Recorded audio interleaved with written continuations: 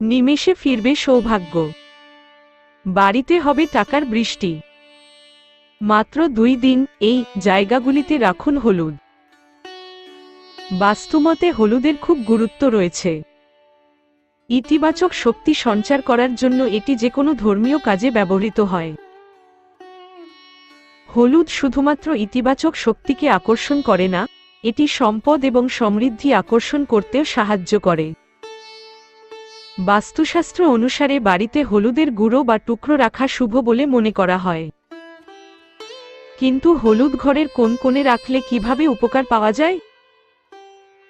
Doctor Radhakanta ভাতোস, একজন বাস্তু বিশেষজ্ঞ এবং জ্যোতিষী, জানিয়েছেন যে কয়েকটি বাস্তু টিপস রয়েছে যা শারীরিক এবং মানসিক স্বাস্থ্যের সঙ্গে অর্থনৈতিক উন্নতিও করে।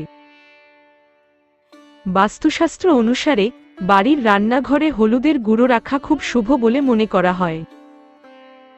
কেউ যদি রান্নাঘরে হলুদ গুঁড়ো বক্স ভর্তি রাখেন, তাহলে অর্থের অভাব হয় না। সুখ সমৃদ্ধি বজায় রাখতে বাড়ির প্রধান দরজা হলুদ রাখা শুভ বলে মনে করা হয়। এর জন্য একটি বক্সে হলুদ ভরে একটি সদর দরজার কাছে রাখা উচিত। বাড়ির মন্দিরে হলুদ রাখাকে শুভ বলে মনে করা হয়। আসলে মন্দিরে একটি হলুদের টুকরো রাখলে সবসময় সুখ ও সমৃদ্ধি নিশ্চিত হয়।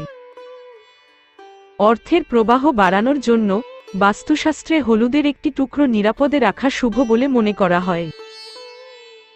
তাই আজ থেকেই যেখানে টাকা রাখা হয়েছে সেখানেই এক টুকরো হলুদ রাখুন।